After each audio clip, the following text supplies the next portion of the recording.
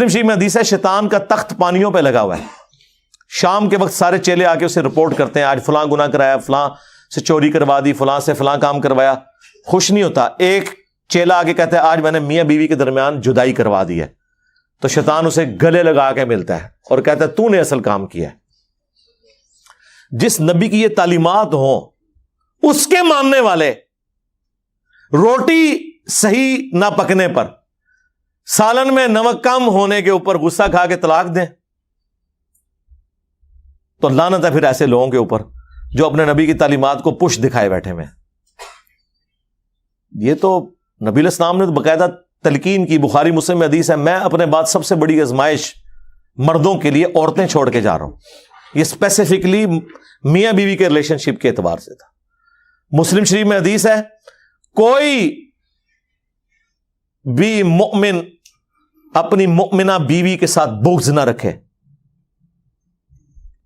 مسلم شریف میں ایک اور حدیث ہے کہ دنیا برتنے کی جگہ ہے اور سب سے بہترین سرمایہ نیک بیوی ہے.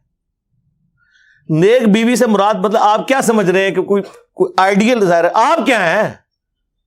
یہ دیکھیں نا, لوگ اپنے آپ کو دیکھتے نہیں ہیں. اور وہ لوگ جو لڑکیوں کے کالجز کے باہر اسلامی بہنوں کی خدمت کے لیے کھڑے ہوتے ہیں, ان سے بھی آپ ذرا پوچھیں نا کہ یہ جو عورت ہے اس سے تو شادی کرے گا جس کے پیچھے باہر ہو گئے گا, لعنت بھیجو. ایسا نہیں رانی منو چاہیے. بدماش ہے بدماش لوگ جی. کیسی ہو جی وہ 5 وقت نمازی ہو جی, وہ نقاب کرتی ہو جی, پردہ کر دیا. تو کیا کرنا ہے؟ ہاں جوڑا تے پھر اسمانہ تے بڑے نے لب جائے گی تیرے نال دی تنو. تو یہ دیکھیں کہ آپ جو حرکتیں کرتے ہیں نا اس کے بعد آپ یہ ایکسپیکٹ نہ کریں کہ آپ کے ساتھ وہ والے معاملات نہیں ہوں گے. آپ جس طرح کے ہیں آپ کے ساتھ ویسا ہوگا. کوئی ایکسیپشن بھی ہو سکتی ہے لیکن اوورآل یہ جو قرآن کا رول ہے نا کہ نیک مردوں کے لیے نیک عورتیں ہیں, بدکار کے لیے یہ رول ہے. ویسے آپ کو بظاہر نظر نہیں آ رہا ہوتا لیکن میں آپ کو بتاؤں یہ جو جوڑے بنے ہوئے ہیں نا اور اتنی کامیاب زندگی گزار رہے ہوتے ہیں ان میں واقعی کوئی کامن چیزیں ایسی ہوتی ہیں کہ جس کی وجہ سے وہ اکٹھے اپنے ساتھ زندگی گزار رہے ہوتے ہیں. برائی میں ہو یا اچائی میں ہو, یہ الگ بات ہے. یہ اللہ نے کوئی حالات و واقعات ایسے بنائے ہوئے ہیں. تو ان معاملات کو خوش اسلوبی کے ساتھ, میں کہتا ہوں جی شادی شدہ مرد کا کام ہی کوئی نہیں کہ اس کی زبان پہ کبھی طلاق کا لفظ بھی آئے. یہ سمجھ لیں طلاق کو آپ ایکویلنٹ کر لیں شرک کے, کہ یہ آپ نے تصور بھی نہیں کبھی کرنا. یار آپ کو کیسے سمجھایا جائے ابو داؤد کی اس حدیث کے اندر کیا درد ہے کہ اللہ کو سب سے ناپسند حلال چیزوں میں طلاق ہے. ابھی کتنی کنٹراڈکٹری سٹیٹمنٹ ہے بظاہر, لیکن میں ایکسپلور کرتا ہوں اسے. سب سے ناپسند طلاق ہے. اس سے اللہ تعالیٰ کی ناراضگی کا ذرا اندازہ کر لیں. اور لیکن ساتھ کا حلال, حلال اس لیے کہا کہ بعض اوقات جینون ضرورت پڑ جاتی ہے. کوئی مرد ایسا ہے جس کے ساتھ کوئی میڈیکل ایشو ایسا ہو گیا ہے اور دھوکے سے شادی کروا دی ہے, اور مرد ہے ہی نہیں تھا, تو ظاہر اب طلاق والا معاملہ ہوگا. کوئی مرد اتنا فنیٹک ہے کہ اپنی عورت کو وہ اذیتیں دیتا ہے, تو اب اسے اپنی جان بخشی کے لیے یا تو جان بچا لے یا اپنا گھر بچا لے, مجبوراً طلاق لینی پڑتی ہے. حلال اسے اس لیے رکھا گیا ایز اے لاسٹ ریزارٹ, بعض اوقات طلاق کی ضرورت پڑ جاتی ہے. ورنہ تو عورتیں غلام ہوتی مردوں کی. اگر طلاق دینا جائز نہ ہوتا یا طلاق لینا یا خلا لینا جائز نہ ہوتا, یہ تو غلام بنا کے رکھتے ہوئے جس کے ہاتھ بھی آ گئی تو آپ جس طرح جانور پالا ہوا ہے زنجیر کے ساتھ وہ اس کی غلامی رہے گی. تو یہ اللہ نے اجازت دی. اس سے مراد یہ نہیں ہے کہ جو ناجائز طلاقیں دی جا رہی ہیں وہ اللہ تعالیٰ نے ان کو حلال قرار دیا ہوا ہے, نہیں. جامعہ ترمذی میں حدیث ہے جس عورت نے بغیر وجہ کے طلاق لی جنت کی خوشبو بھی نہیں پائے گی. اسے وائس ورثہ بھی کر لیں. ہاں یہ نہ سمجھے کہ یہ عورت کے لیے ہے. یہ نہیں ہے کہ قرآن میں جتنے مردوں کے لیے سیکھے آئے ہیں تو عورتیں مبرہ ہیں اس سے.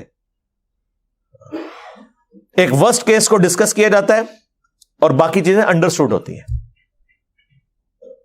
مرد و عورت کا ریلیشن شپ یہ بہت غیر معمولی ہے. جامعہ ترمذی میں حدیث ہے تم نے کوئی بھی محبت کرنے والے دو میاں بیوی سے بڑھ کے نہیں دیکھے ہوں گے.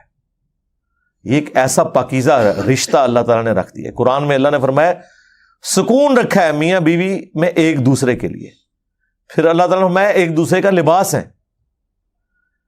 یہ جو ڈراموں میں یہ جو مرد عورت آپ کو دکھائے جا رہے ہیں نا، یہ ڈرامے ہی لگائے ہوئے ہیں، ڈرامے میں ہی ہے اور کیا ہے، ریئل میں تو نہیں یہ سارا معاملہ اس طریقے سے جو وہ آپ کو جس طرح ایک عجیب و غریب قسم کے جہان میں داخل کر دیتے ہیں۔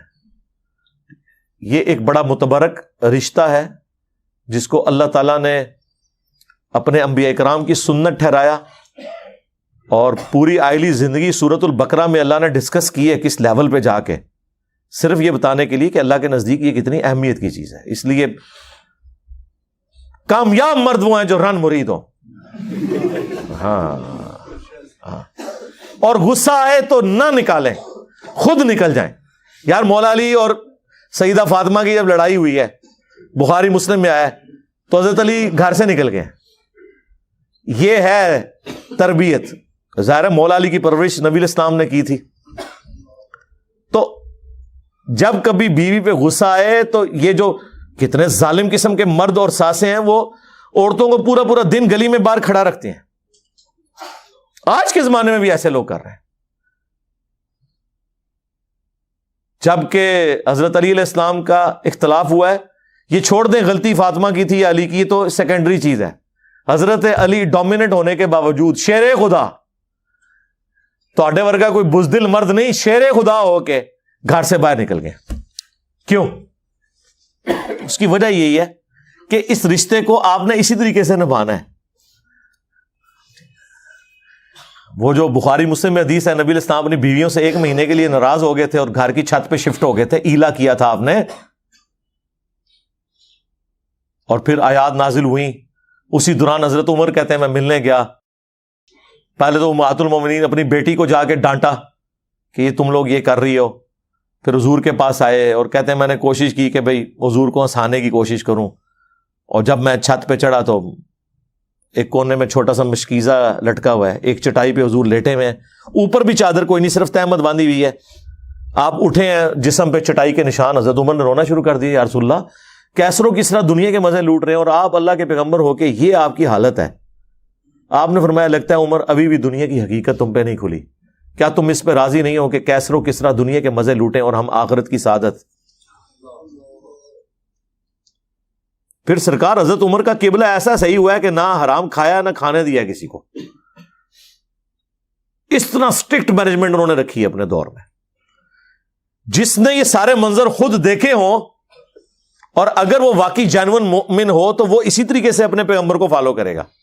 پھر وہ بخاری مسلم کے الفاظ ہیں، کہتے ہیں میں نے اب سوچا میں حضور کو کوئی ایسی بات سناؤں کہ آپ کا موڈ آف ہے تو آپ ہنسیں، تو کہتے ہیں یا رسول اللہ دیکھیں جب ہم مکے میں تھے کس طرح ہماری بیویاں ہماری، یعنی وہ کیا ہم کوئی غلام ہیں؟ ہاں، کس طرح یہ ہماری اوبیڈینٹ ہوتی تھیں۔ جب سے مدینہ شریف ہم آئے ہیں تو یہاں انصار کی عورتوں نے تو اپنے جڑوں کو دبا کے رکھا ہوا ہے، ان کو دیکھ کے ہماری بیویاں بھی دیکھیں کتنی شیر ہو گئی ہیں، اور ہم پہ یہ واقعی جی عرب کے لوگ وہ تو کسی مرد کی بات نہیں سنتے تھے، عورت ان کے سامنے بول جائے چسک جائے، ہوں بھی تسی دیکھ لو اڑے عربی نے کس طریقے سے اپنی عورتوں کو رکھا ہوا ہے، انہوں نے، وہ ان کے اندر ایک مزاج ہے، یہ کوئی ان کے لیے تعریفی جملے نہیں ہیں، یہ ان کی عادت بتا رہا ہوں۔ لیکن اسلام نے کیسا انہیں مغلوب کیا کہ وہ اسلام کی وجہ سے پھر بیویوں کی ساری چیزوں کو ٹالریٹ کرتے تھے۔ تو کہتے ہیں جب میں نے یہ بات کی نا کہ یہ دیکھو ان کو دیکھے دیکھے ہماری عورتیں بھی شیر ہو گئی ہیں، تو حضور علیہ السلام مسکرائے، کہتے ہیں مجھے تھوڑا حوصلہ ہوا، پھر میں نے گپ شپ کرنی شروع کی اور یہ اس طریقے سے پھر خیر آیات بھی نازل ہوئی۔ 1 مہینے کے بعد نبی علیہ السلام نے جو ہے وہ آفر دی، یہ آیات نازل ہوئی سورہ احزاب کی، حضرت عائشہ، حفصہ، باقیوں کو، کہ دیکھو اللہ نے مجھے اجازت دے دی ہے، چاہے تو تم میرے عقد میں رہو اسی فقر کی زندگی میں، اور اگر دنیا کا مال چاہتی ہو تو ٹھیک ہے میں تمہیں طلاق دے دیتا ہوں۔ تو سب نے کہا کہ ہم اللہ، اس کا رسول اور آخرت کا گھر چاہتی ہیں، ہم نبی علیہ السلام کے ساتھ اس طرح گزارا کریں گے۔ تو یہ نبی علیہ السلام کی جو اپنی آئلی زندگی ہے نا، یہ جب پتہ ہی نہیں ہوگی تو کس طرح عورتیں اوبیڈینٹ ہوں گی اور کس طرح مرد اپنے عورتوں کے ساتھ حسن اخلاق سے پیش آئیں گے۔